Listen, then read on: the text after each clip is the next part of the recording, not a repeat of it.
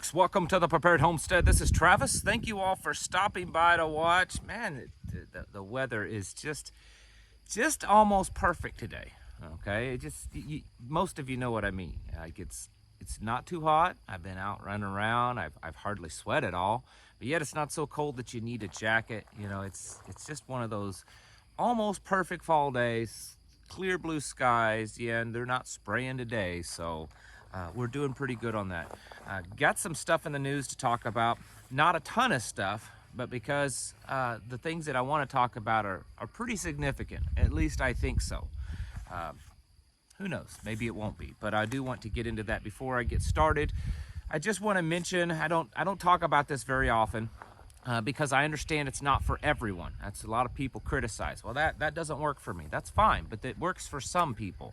And if you're trying to stock up on food and you would like to buy some emergency freeze-dried food, you don't have to shop around, you don't have to, pick it up from different stores. You just order it and it's delivered discreetly to your front door.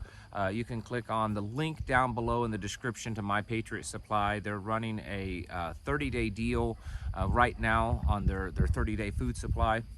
It's $220 something, $230, I can't remember exactly, but it's not a bad deal. And if you want to click on that link below, you can take you there, and they produce some super high quality stuff.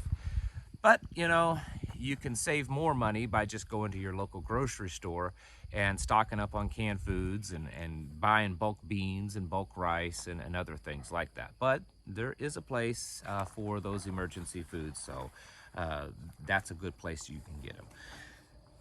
Big breaking news today. Apparently, it has been confirmed, something that everyone, when you hear this, is going to say, yeah, well, that's not a big surprise, that the Pentagon confirms that U.S. boots, U.S. soldiers, are on the ground in Ukraine. Again, I know that many of you are going to say, yeah, well, that's not a big surprise. We all pretty much assumed that all along, or at least has been that way for a while. But I want to remind you that there's a big difference when it comes to politics, and especially wars, between what you know is true, absolute fact even, and what is admitted to be officially true. And so while obviously Russia has known this, I mean, they're not stupid. They have pretty good intelligence gathering capabilities and technology. It wouldn't take too much to figure out that there are troops on the ground in Ukraine. But now it is official. It is official. The article goes on to say that now these are not in combat fighting positions. These are in training positions. They're kind of the rear of the line. They're doing inspections on weapons. They're inspecting to make sure that the weapons that we are sending over there are being used properly. And they're training Ukrainian soldiers. So again, it's not a shock, but I do think that this is it could be one, written down as another escalation in this war, that we are now confirming that we do have troops on the ground in Ukraine. And it also opens us up for, what happens if one of them drones, they go off course and they just happen to accidentally hit the wrong group of soldiers and they're American soldiers. Then what happens? I mean, has there already been American soldier casualties in Ukraine? We don't know. We don't know. I've not seen any kind of official reporting of that. It's possible. It's possible that there hasn't been any. But it's definitely putting us even more so. I mean, we're sending tens of billions of dollars over there, your money and my money, and then we're now sending troops over there. Or not that we're now sending, we're officially admitting that we have troops on the ground. And like I said, I think that this is a pretty serious thing. This could certainly be considered another escalation, and there's just a lot of that going on. Sweden's prime minister has said that they will allow and be open to the United States or NATO, which is the same thing, to them placing nuclear weapons on Swedish soil once they become a NATO member. I'm not exactly sure because it's not a complete official thing. Not every T has been crossed and I has been dotted, but it seems to be a pretty sure thing at this point. And they're saying, hey, once it's official, just bring those nukes over and set them right here on the border between us and Russia. Another escalation. I don't see how Russia, I mean, that was one of their pretexts for invading Ukraine, is that they didn't want Ukraine to become part of NATO, because then NATO could place their nukes on the border with Russia, and yet here's Sweden on the border with Russia, very close to Russia, very close to major cities in Russia, having nukes placed on their border. This one's a big one here, folks. The Russians believe they know who took out their pipeline. That Nord Stream pipeline, you know, they claim, and I mean, unless they're just flat out lying, and I know some of you believe they're always lying, and some of you believe that they're probably more truthful than our own government. The truth is probably somewhere in between that. But the Russians have evidence that the United Kingdom, that the British, they were the ones that took out the pipeline, and they possibly did it at the direction or the request of the United States government. Apparently they have hacked, or they have in the past, the former, because you can't keep up with how many prime ministers they go through lately, but the former Prime Minister of the UK, Liz Truss, they hacked her phone, and within a minute or so after the detonation of the bomb that took out the pipeline, she texted Anthony Blinken, the Secretary of State, "It is done," or "It's done," which is interesting because at that time, no one other than apparently the people that did it, I mean, that's obvious, really knew what had been done. I mean, it's quite possible and really likely that Russia didn't even know at that moment that their pipeline had been destroyed. So that's a strange little coincidence. This is from the Russian embassy in the United Kingdom. It says here that it would certainly explain a lot, as U.S. is the main beneficiary of the terrorist attack, and the United Kingdom is Washington's main loyalist. A spokesperson for the Russia Federation says, frankly, "I do not care who obtained the information and how.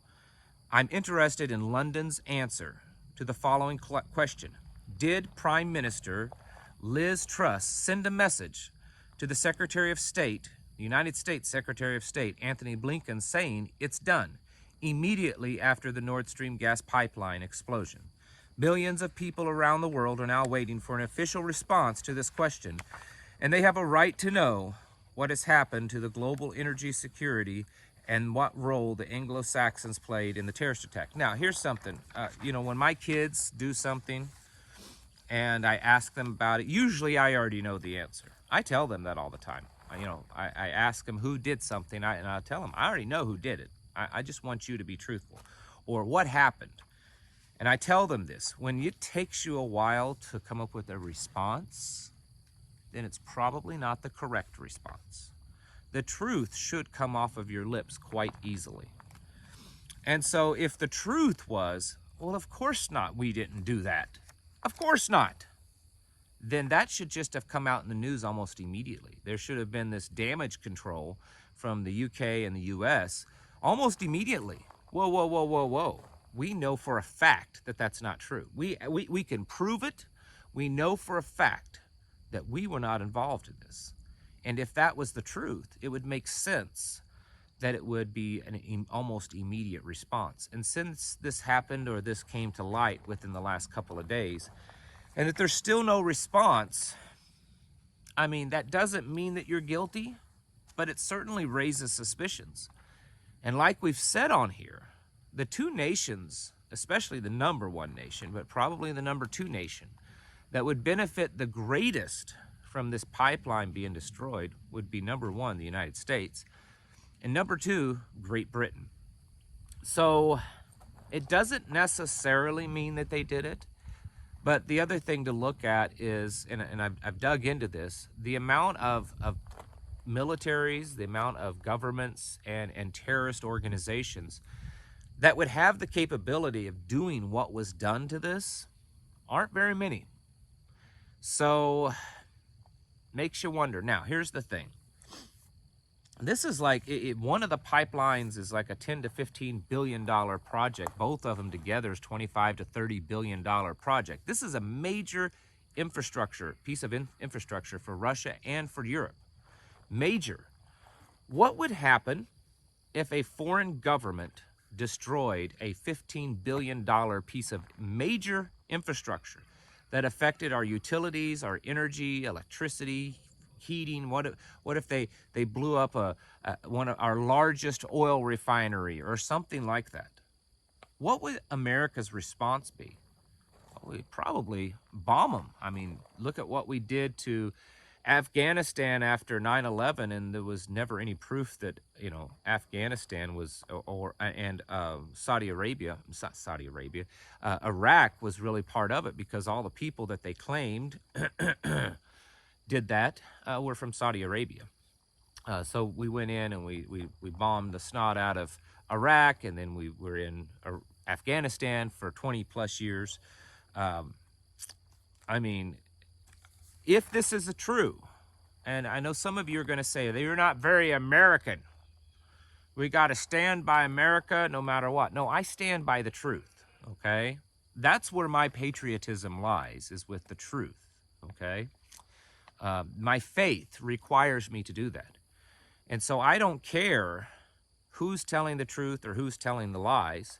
I'm going to stand on the side of truth. And if it comes to light that Russia is correct on this, it's not a very good deal for the United States. It's not. And there's, like I showed you with these other things, I mean, we've got troops on the ground in Ukraine. We're sending lots of money over there. We're very heavily involved. Russia knows this. Everybody knows this. This is not a big surprise. We are at war with Russia by proxy through Ukraine. And so at what point does the by proxy part go away, and we're just in a direct confrontation between us and Russia, and possibly and most likely between us and China, and maybe even North Korea, and who knows, maybe Iran? Could we be successful against any one, or especially all of those? I don't know, probably. But here's the thing, even if we are successful in a war against Russia, it will be a very different war than most of you have ever seen. I would make a pretty good prediction that it would be a very bloody war.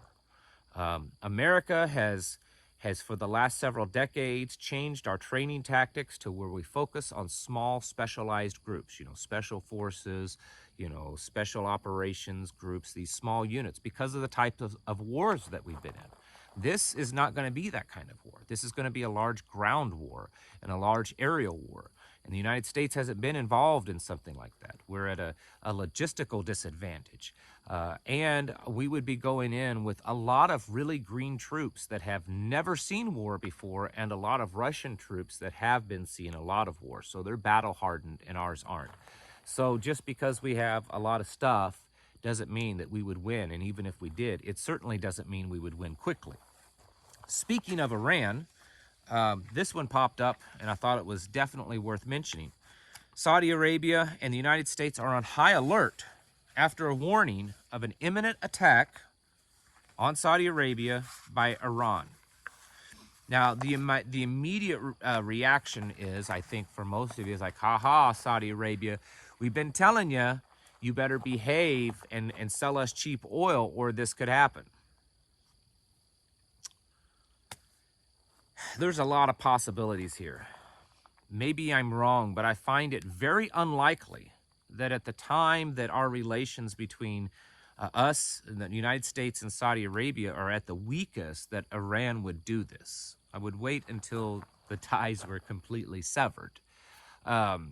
Because it would not play into Iran's advantage for us to come to their aid, Saudi Arabia lower the oil prices, you know, kiss and make up, and then Iran is back to where they were, not being able to do anything to Saudi Arabia.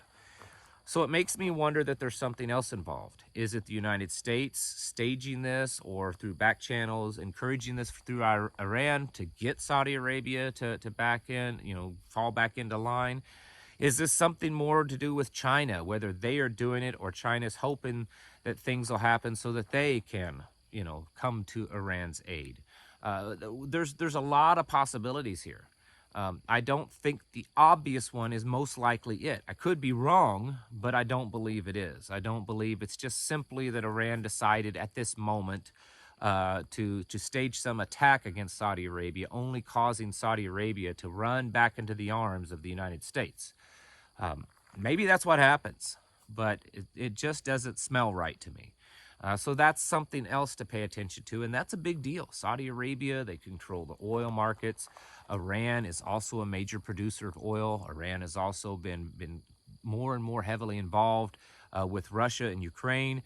And then, of course, there's always Israel. And then China's always right there in just right out of view. That's where China's at when you're dealing with all these nations. So something's crawling around over here in the leaves. So that's kind of the state of things, and they're not very good. I think every time something like this happens, we take one step closer to an actual, kinetic conflict between us and Russia. Probably we'll start there and maybe end up with China also. I think most likely. I don't know how we can avoid that. If we don't eventually engage with China in that way, they are going to steamroll over the top of us. And there's not much we can do about it other than fighting them in a kinetic war. So, folks, just more talk of war and more possibilities, and we need to get prepared for that. We need to get ourselves ready. Again, I think if we end up in a war with Russia, it'll be like nothing most of you have ever seen. And it's probably going to be very bloody and a lot of casualties. And it's going to be some shock and awe, but it's not going to be the good kind of shock and awe. And it could create a lot of chaos back here on the home front. A lot of market problems, a lot of panic, a lot of violence because of the panic. There's a lot of problems it could create here at home. And so now more than ever, we need to be getting our houses in order, preparing yourselves mentally, physically, and spiritually. Thank you for watching, and I'll catch you in the next video.